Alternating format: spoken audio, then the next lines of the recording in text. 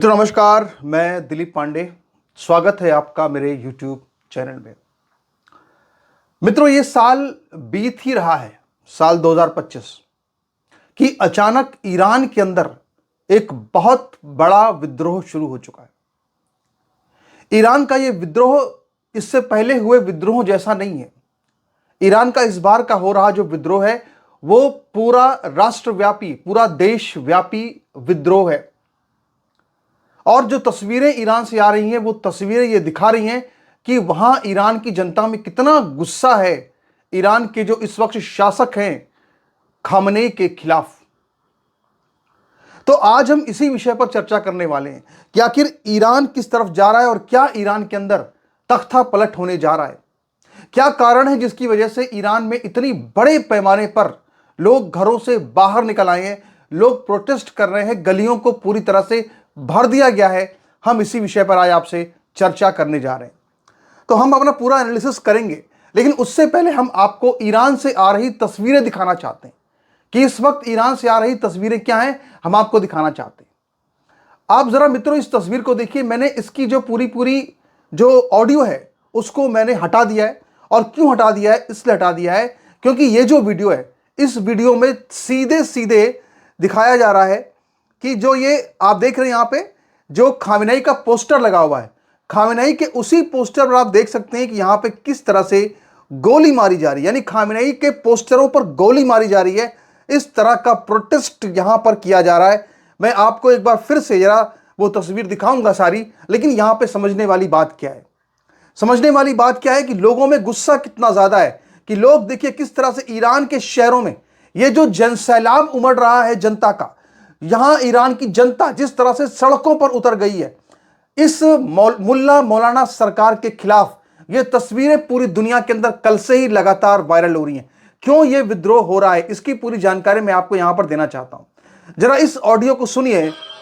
अगर आप यहां पर देखें तो आप देख सकते हैं किस तरह से यहां पे नारे लगाए जा रहे हैं। ईरान के जो शासक है खामेनेई की मौत हो, ईरान के लोगों का जीवन फिलिस्तीनियों के लिए और गाजा के लिए बलिदान नहीं होगा, और ये साल ईरान के अंदर खामेनेई का तख्ता पलट होगा। इस तरह के नारे ईरान के अंदर इस वक्त लग रहे हैं।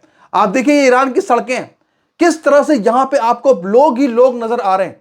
जो ईरान की पूरी जो सत्ता इस वक्त चल रही है, मुल्ला मौलानाओं की जो कट्टरपंथी सत्ता चल रही है, उसको उखाड़ देने के लिए पूरी दुनिया से जो है आह्वान किया जा रहा है और ईरान की जनता वो सड़कों पर उतर आई है। यहां पर देखिए, आप देखते हैं हमारे देश में बड़े बड़े मॉल्स होते हैं, लोग जाते हैं वहां मौज मस्ती करने के लिए, फिल्म देखने जाते हैं। ये ईरान के मॉल्स हैं। देखिए किस तरह से यहां पब्लिक भीड़ है और वो ये कह रही है कि डेथ टू खामेनेई, यानी खामेनेई को मौत दो, हमें खामेनेई नहीं चाहिए। इस तरह के नारे यहां पर लग रहे हैं। तो जो शरीयत का चूरन चटाया हुआ था ईरान के मुल्ला मौलानाओं ने, जो उन्होंने जिहाद का चूरन चटा चटा करके जो इतने दिन से वो अपनी जनता को बरगला रहे थे, वो आखिरकार जनता का सब्र जो है वो लगातार टूट रहा है, वो टूटता जा रहा है। और जो ईरान की सरकार है, आप सोचिए कि उसने क्या क्या नहीं किया इतने दिनों में विद्रोह को कुचलने के लिए, लेकिन हर साल वहां पे 2-3 ऐसे विद्रोह होते हैं कि ईरान की पूरी हुकूमत हिल जाती है। ईरान को समझ में आता है कि जनता की ताकत क्या है। तो आज मैं आपको जरा बताना चाहता हूं कि आखिर ये सब ईरान में हो क्यों रहा है, ईरान में इस तरह की तस्वीरें क्यों आ रही हैं, आखिर ये स्थिति इतना गुस्सा क्यों है कि खामेनेई के पोस्टर्स में सीधे गोली मारी जा रही है। और इजराइल से भी ट्वीट हो रहे हैं, वहां के जो यहूदी कट्टरपंथी है वो कह रहे हैं कि हम ऐसी तस्वीर को बिल्कुल हकीकत में होते हुए देखना चाहते हैं। पूरी दुनिया की नजर इस खबर पे है, इस पे चर्चा करेंगे। आइए समझते हैं कि आखिर ईरान के अंदर इस वक्त क्या चल रहा है, ईरान में इस वक्त आखिर हुआ क्या है। तो मित्रों, आपको याद होगा, आपने अपनी इतिहास की पुस्तकों में यह पढ़ा होगा कि अलाउद्दीन खिलजी तो बहुत बड़ा अर्थशास्त्री था। आपने मोहम्मद गोरी, मोहम्मद महमूद गजनबी, तब तो कांग्रेस सरकार चलती थी, हम भी बचपन में यही सब पढ़ के बड़े हुए हैं कि साहब ये लोग बड़े बड़े अर्थशास्त्री थे, ये लोग बड़े बड़े महान लोग थे। इस तरह से आपको पढ़ाया गया है। जो ये भारत पे हमला करने वाले मुसलमान थे, इसमें बहुत सारे ईरानी भी थे, इसमें अब्दाली भी था, इसमें नादिर शाह भी था। बहुत सारे लोग थे जिन्होंने भारत पर हमला किया और इनका महिमा मंडन हमारे स्कूल की पुस्तकों में किया गया। लेकिन सच क्या है?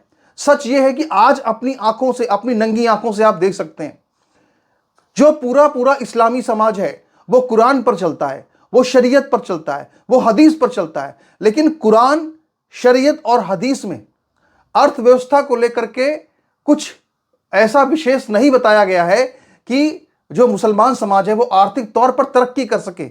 यही वजह है कि बार बार जो इस्लामी मुल्क हैं, आप उन देशों को छोड़ दीजिए जहां पे अल्लाह ताला ने उनको तेल के कुएं दिए हैं, बाकी आप जितने भी इस्लामी मुल्क हैं उनको आप उठा लीजिए, वहां पे किस तरह का कत्लेआम मचा रहता है, वहां पे किस तरह की आर्थिक व्यवस्था चौपट रहती है, वहां कैसे आटे के लिए लाइन लगती है और लोग भगदड़ में मर जाते हैं।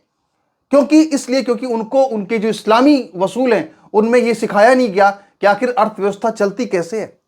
महमूद गजनवी और मोहम्मद गौरी जब भारत से लूट का माल लेकर जाते थे तो अफगानिस्तान के अंदर जो है टैक्स माफ कर दिया करते थे। यही वहां की अर्थव्यवस्था थी। यही इस्लामी अर्थव्यवस्था क्या है? इस्लामी अर्थव्यवस्था में एक शब्द आता है जिसे कहते हैं माले गनीमत, यानी लूट का माल पवित्र है, माले गनीमत पाक है। तो इन्होंने जिंदगी भर 1400 सालों से पूरी दुनिया के अंदर माले गनीमत की अर्थव्यवस्था चलाई है, जिसमें कि औरतों को लूटा जाता है, उनको बाजारों में बेचा जाता है, जिसमें कि जो काफिर है उनको लूटपाट की जाती है, उनके घरों को लूटा जाता है और उसको अपने चुरा करके लूट करके रख लेते हैं, कहते हैं साहब माले गनीमत है, यानी प्रसाद है, पवित्र है, रख लो इसको अपने घर में, लूट है, ये काफिर को जीने का हक नहीं है, काफिर को लूटो। यही इनकी अर्थव्यवस्था है। और अब जब ईरान के अंदर मुल्ला मौलाना की सरकार चल रही है, मुल्ला मौलवी की सरकार चल रही है, तो ये अर्थव्यवस्था को संभाल नहीं पा रहे हैं, क्योंकि इनको वहां पे काफिर लूटने को बचे नहीं, काफिर तो खत्म हो चुके हैं, तो मुसलमानों को लूट रहे हैं, जो आवाम है उसी का खून चूस रहे हैं। और यही वजह है कि पूरी तरह से ईरान जो है वो एक ऐसी स्थिति में आ चुका है कि वहां पे एक रिवोल्ट की स्थिति आ चुकी है। मैं आपको ईरान की पूरी स्थिति दिखाऊंगा, लेकिन उसके पहले मैं आपको यहां पे दिखाना चाहता हूं कि आखिर आप देखिए जरा कि इस वक्त ईरान के अंदर महंगाई की स्थिति क्या है। यानी ईरान में इस वक्त महंगाई किस तरह की हो गई है, मैं आपको इसकी पूरी एक तथ्यवार यहां पे ब्यौरा देना चाहता हूं। आप देखिए, मैंने यहां पे भारतीय रुपयों में नोट किया है, इंडियन रुपीस में नोट किया है। जरा देखिए, ईरान में 12 अंडे की कीमत कितनी है? 992 रुपए, यानी 1000 रुपए के 12 अंडे आ रहे हैं। ईरान में 1 किलो सफेद चावल कितने का है? 1888 रुपए। 1 किलो चावल 1888 रुपए का है। ईरान में 1 किलो चिकन कितने का है? ईरान में 1 किलो चिकन जो है वो 2674 रुपए का है। हमारे देश में जो ये गाली देते हैं मोदी को, यहाँ पे जो मुर्ग मुसल्लम उड़ाते हैं ना, ये बड़ा सस्ता है। ईरान समझ में आएगा ईरान में कितना है? ईरान में 2674 रुपए किलो जो है वो चिकन बिक रहा है। ईरान में 1 किलो सेब कितने का है? ईरान में 1 किलो सेब 728 रुपए का है। ईरान में 1 किलो केला कितने का है? ईरान में 1 किलो केला 1183 रुपए का है। ईरान में 1 किलो टमाटर कितने का है? ईरान में 1 किलो टमाटर 491 रुपए का है। और ईरान में 10 किलो पाकिस्तानी चावल का जो बैग है वो कितने रुपए का है? वो ईरान में 37,451 रुपए का है। तो ये ईरान की स्थिति इस वक्त हो गई है।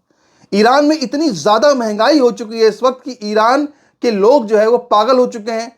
उनको समझ नहीं आ रहा है कि आखिर वो क्या करें, उन्हें कुछ समझ में नहीं आ रहा है। और यही वजह है कि उन्होंने क्या किया है, उन्होंने विद्रोह का रास्ता पकड़ लिया है। उनको लग रहा है कि विद्रोह करना ही उचित है। अब मैं आपको दिखाना चाहता हूं कि आखिर इस वक्त ये महंगाई ईरान में इतनी अचानक बढ़ी कैसे, आखिर ईरान की अर्थव्यवस्था अचानक चौपट हुई कैसे, इसके बारे में आपको समझाते हैं। देखिए, मैंने यहां पे आपको पूरा आप देखिए तो गूगल पे आपको मैं सीधी सीधी यहां पे दिखा भी रहा हूं। अगर आप इस पूरे इस ग्राफिक्स को देखें तो आप इस बात को बड़ी आसानी से समझ सकते हैं। यहां पर आप जरा देखिए एक बार कि किस तरह से जो आप ये पूरी लकीर देखिए आप, ये ईरानी डॉलर जो ये ईरानी रियाल जो है वो कैसे कैसे वो बढ़ा है यूएस के डॉलर के मुकाबले। इस चीज को जरा आप देखिए कैसे कैसे बढ़ा है। यहां पर देखिए, आप देख रहे हैं, आप इस जगह पर देखिए, आप समझ पाएंगे कि आखिर ये स्थिति हुई क्यों। इस पॉइंट को देखिए जरा, ये जो पॉइंट है इस पॉइंट को देखिए, लाल रंग से रंगा है मैंने। यानी इस वक्त की स्थिति ये है कि ईरान का जो 1 यूएस डॉलर है वो ईरान के 42,125 ईरानियन रियाल के बराबर है। और यहां पर देखिए किस तरह से जो महंगाई है वो कैसे बढ़ी है। मुद्रास्फीति जिस तरह से यहां पे मुद्रा की कीमत बढ़ी डॉलर के मुकाबले, उसी तरह से यहां पे जो महंगाई है, जो मुद्रास्फीति है, वो अचानक से बढ़ चुकी है। ये स्थिति है। इस वक्त जो मुद्रास्फीति है वो 50% के ऊपर की स्थिति बता रही है। और जो सामान ईरान के अंदर इस वक्त हैं, वो ईरान के अंदर जो सामान बिकते हैं, वो सारे सामान ईरान के अंदर इस वक्त कितने महंगे हो चुके हैं, वो सारे के सारे ईरान के सामान इस वक्त 50% से ज्यादा तक वहां पे महंगाई हो चुकी है। और यही वजह है कि ईरान के जो लोग हैं वो सड़कों पर उतर आए। ईरान के जो व्यापारी हैं उन्होंने अपनी दुकानें बंद कर दी हैं। ईरान के जो लोग हैं वो ये कह रहे हैं कि भैया जिंदा रहेंगे तो इस्लाम को फॉलो करेंगे, जिंदा रहेंगे तो जिहाद करेंगे। आप दिक्कत क्या हो रही है, क्यों वहां की जनता परेशान है? क्योंकि जो ईरान की मुल्ला मौलानाओं की सरकार है, इस ईरान की मुल्ला मौलानाओं की सरकार ने फिलिस्तीन और गाजा पट्टी के चक्कर में इजराइल से जंग मोल ले ली। जंग में उन्होंने अरबों करोड़ों डॉलर खर्चा किए और यही वजह है कि आज उनकी अर्थव्यवस्था पूरी तरह से चौपट हो चुकी है, पूरी तरह से खत्म हो चुकी है। इसके अलावा अमेरिका ने पहले से उनके ऊपर प्रतिबंध लगाए हुए हैं। वो कहीं पर भी अपना जो तेल है वो बेच नहीं पा रहे हैं, इस वजह से उनके पास पैसे भी नहीं है। ऐसी स्थितियों में इजराइल ने भी, और जो ईरान के शाह रहे हैं रजा पहलवी, वो भी पहले ही कह चुके थे कि भाई देखो, ईरान के लोगों को खड़ा होना पड़ेगा, ईरान के लोगों को अपने राइट्स के लिए, फ्रीडम के लिए खड़ा होना पड़ेगा। और लगभग उसके 3 महीने के बाद आज जब इतने बड़े पैमाने पर ईरान में महंगाई हो गई है, वहां के लोग सड़कों पर उतर गए हैं, तो आज ये मांग की जा रही है कि इस खामेनेई को गोली से मार दो, ये कहा जा रहा है। और सुनिए, सबसे जो बड़ी बात है, सबसे जो महत्वपूर्ण बात है वो क्या है कि खामेनेई की सरकार हर बार की तरह इस बार भी वही कर रही है, गोलियां चला रही है। अपने आम नागरिकों पर जो रोटी मांग रहे हैं, जो चावल मांग रहे हैं, जो खाना मांग रहे हैं, उनके ऊपर रोटियां चला रही हैं। जो उसे कह रही भैया महंगाई खत्म करो, उनके ऊपर गोलियां चलाई जा रही है। ये सब खामेनेई कर रहा है। और ऐसा नहीं कि सिर्फ यही है, लगातार अभी जब ईरान और इजराइल का जंग हुई थी, उस दौरान 1500 ईरानियों को इसने फांसी पर लटका दिया था, ये कह करके कि ये जो है इजराइल की जासूसी करने वाले लोग हैं, ये लोग ईरान को तबाह कर रहे हैं, ये कह के उसने इतनी बड़े पैमाने पर लोगों को फांसी पर लटकाया। सोचिए आप, ये ईरान की हकीकत है। ये इस्लामी वर्ल्ड का जो अपने आप को सबसे बड़ा सूरमा कहता है, जो कहता है कि हम बहुत बड़ी महाशक्ति हैं, वहां पे 1500 लोगों को जो है सीधे फांसी पर लटका दिया जाता है। और कितनी महिलाओं को वहां पे बुर्के और हिजाब के लिए मारा जाता है। अभी वहां पे जो बुर्के का आंदोलन हुआ हिजाब को खत्म करने के लिए, उसमें वहां पे सैकड़ों की संख्या में लोगों को गोलियों से भून दिया गया। और आप सोचिए कि एक ये मुल्ला सरकार है जो लोगों पर गोली चलाने में कोई भी गुरेज नहीं करती है। दूसरी तरफ 1979 में जब मोहम्मद शाह रजा पहलवी, जो कि उस वक्त ईरान के शहंशाह थे, जब वो लगातार इस तरह से वहां पे विद्रोह हो रहा था, क्रांति हो रही थी, जनता सड़कों पर उतर आई थी, इस्लामिक रेवोल्यूशन वहां चल रहा था, और उस वक्त जो है वहां पे आयतुल्ला खमैनी राज को अपने हाथ में लेने की कोशिश कर रहा था। उस वक्त जो ईरान के शहंशाह थे, उन्होंने अपनी देश की जनता पर गोली चलाने से इनकार कर दिया। उन्होंने कहा कि मैं अपने देश की जनता पर गोली कतई नहीं चलाऊंगा। उन्होंने एक बहाना बनाया कि उनकी तबीयत ठीक नहीं है, और वो इलाज के बहाने जो है वो अमेरिका चले गए, ईरान को छोड़ के बाहर चले गए, और उन्होंने ये इनकार कर दिया कि मैं अपनी सत्ता को बचाए रखने के लिए कभी भी ईरान के लोगों पर गोली नहीं चलाऊंगा। एक तरफ तो वो शाह है जो इस तरह से बात कर रहा है, और दूसरी तरफ जो मुल्ला सरकार है वो हर साल हजारों लोगों को इसलिए मारती है क्योंकि उसको अपनी सरकार बचानी है, क्योंकि उसको अपनी किसी तरह से कुर्सी बचानी है। तो ये स्थिति जो ईरान की हो रही है, जहां पे आज तेल के कुएं हैं, जहां पे आज इस तरह की स्थितियां हैं, इसके बावजूद भी उस जिहाद के चक्कर में फंस के, उस इस्लाम के चक्कर में जो आया है ना ईरान, उसके चक्कर में ईरान की पूरी बर्बादी हो रही, जनता सड़कों पे उतरी हुई है। और वासिम मुनीर जो कहता है साहब कि वो फरिश्ते आते हैं बचाने के लिए, तो फरिश्ते ईरान में क्यों नहीं जा रहे हैं? क्या वजह है? फरिश्ते ईरान में क्यों नहीं जा रहे भाई? वहां तो मुल्ला सरकार चल रही है, पूरी 5 वक्त के नमाजियों की सरकार वहां पे चल रही है, लेकिन वहां भी फरिश्ते नहीं जा रहे हैं। क्यों नहीं जा रहे भाई फरिश्ते वहां पे? और सबसे बड़ी बात जो हम आपसे लगातार कहते रहे, ईरान की में इस वक्त स्थिति यह है कि ईरान की मुल्ला गवर्नमेंट से, वहां की मुल्ला मौलानाओं की सख्ती से ईरान की जनता इतनी त्रस्त हो चुकी है, इतनी परेशान हो चुकी है कि आज ईरान में अगर 75,000 मस्जिदें हैं, तो ईरान के अंदर जो है 50,000 मस्जिदें खाली हैं, ताला लग गया है, जहां पर कोई आदमी नमाज पढ़ने वाला नहीं। यानी वहां पर ईरान के लोगों की, उनके जो इस्लाम धर्म है उससे एक घृणा हो चुकी है, उससे एक जुगुप्सा हो चुकी है। और क्यों हुई है? क्योंकि जो मुल्ला मौलाना है ना, इन्होंने इस तरह से लोगों को वहां प्रताड़ित किया, लोगों को इस तरह परेशान किया है। वहां की बहन बेटियों को बुर्का हिजाब के लिए इतना ज़्यादा प्रताड़ित किया गया, इतना ज़्यादा मारा गया है कि उनको लगता है भैया कि ये इनके साथ रहना बड़ा मुश्किल है।